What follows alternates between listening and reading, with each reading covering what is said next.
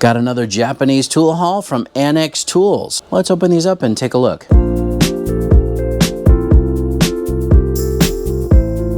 Hey, what's up YouTube? Dan the Fix-It Man. Got another quick video here for you. This company Anex just sent me these tools for a quick little unboxing and review video. So first we'll start here on the right and I'll just kind of go right to left. What we have are this set of impact screwdrivers. These are very different than most impact screwdrivers. Now they do have a striking cap on the back, but the difference really comes down to the actual tip or the point of each one of these. So they sent me their number 1 Phillips, number 2 Phillips, number 3 Phillips, and the flathead or blade style. The reason these are different is really that tip. I'm gonna cut to some iPhone footage so you can see what each one of these looks like a little bit better than the GoPro. These are more like a chisel design. You can see they actually are designed to cut into the head of a screw that is maybe stripped, and that will give you a little bit more bite and give you the leverage or the torque to undo that fastener or undo that screw. These are really for stripped screws. Let me show you the blade design. Again, I'll cut to the iPhone footage showing this closer. You can see that that is kind of like a chisel with a little cutout in the middle or a little V notch. And I can see how that would really bite into a stripped screw. Just pound that in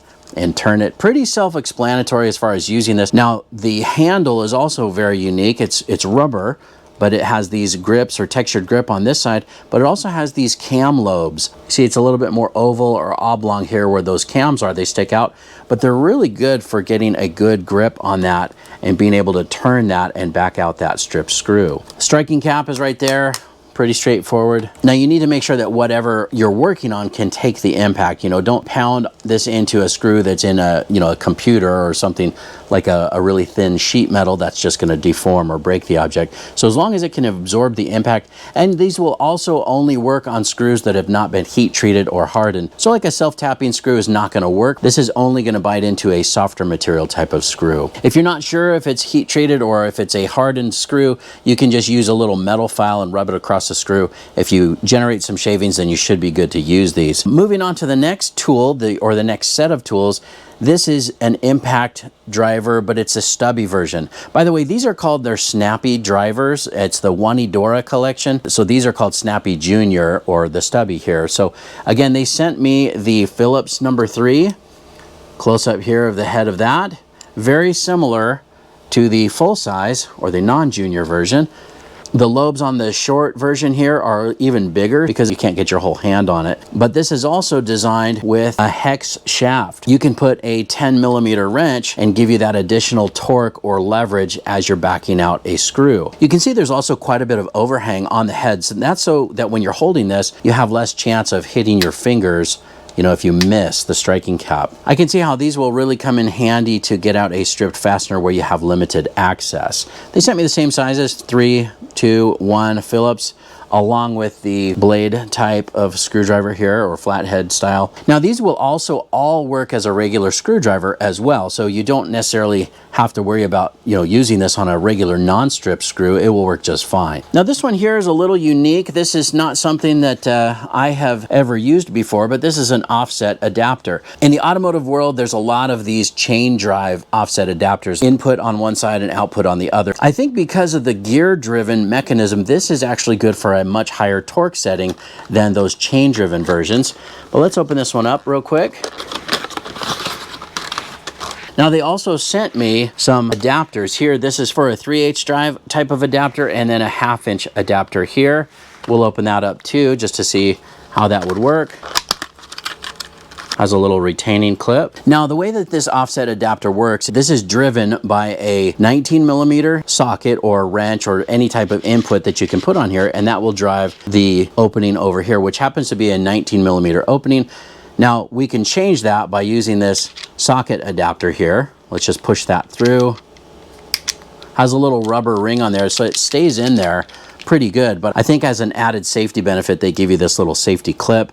Just snaps in place, so that retains that, prevents that from, you know, having the chance of spinning out. You know, maybe for higher speeds or just to be safe, make sure that that doesn't fall out. You could also flip this around. If you're trying to work the other direction, you can do that as well. But that's a very narrow, limited space type of tool. Here's how it would work. So you just grab like an impact driver or anything really, a drill or whatever you can find that has a 19mm socket or adapter. I've just got a little 19mm on this impact driver.